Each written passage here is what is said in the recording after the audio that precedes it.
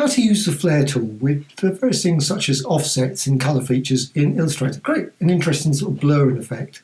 Now, I've got a background here, and I'm just going to go to the flare tool. You can find the flare tool there under the rectangle tool. Once you've actually got that, now these are the settings. It doesn't particularly matter about the settings. I'm just going to apply it with a standard set of there. Click OK, and just apply, and then just drag out to, yeah.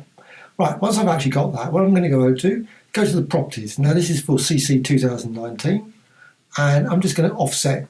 So I'm just going to click the offset. There's a load of actions down the bottom there. Offset. And I'm going to click it a couple of times. What happens, it creates a sort of like blurring effect. Now you can vary the offset. You can use the default of 10. Again, click offset. Offset is a quick action, so just there.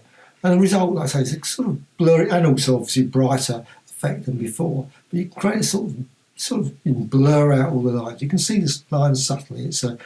And again, like I say, obviously with the background. Now you could, of course, modify it. You can actually change the blending mode, etc. of the flare and create some interesting colour effects with that. Now I'm just going to add another background for it. And I think it just works best with a nice background. And this one's created via some styles, which you can find on Graphic Extras. It's a free set on there.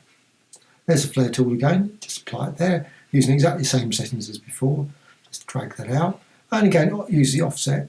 And I'm going for 10 or 30 or 40. You can vary it. Obviously, you don't have to keep the same thing. You can actually go for a large value, say 80. You see, you expand that out, and you can see the rings there, multiple rings appearing at this point, 160. So it's not just a blur effect that can be achieved by that. Now, see there, you've got to create a really sort of intense background.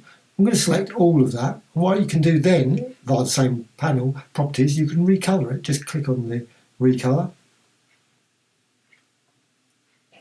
And then, well, also another thing you can do, actually, before you do that, you can actually select all the individual parts. And just go around, move them around, so you can create sort of interesting sort of variations to the original design. It's another thing you can do with that offset as well. Right, again, like I say, select all of those once you're actually happy with that, and just going to go for another offset there. Select all and recolor, and you get this lovely selection of colours. And what you can do is you can randomly go through the artwork, just the colours there. And just click there, and you see that all the colours just appearing.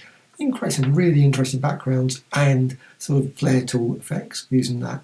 And also what you can do, you can just go up there, maybe select one of the other there, go through all those, and you've got a nice red there. Also you can go for art history, impressionism, select a different swatches library, and just click on there. Go through those, click OK, and there you have it. Sort of more interesting flare than probably just a standard flare tool image. I hope you found this of interest.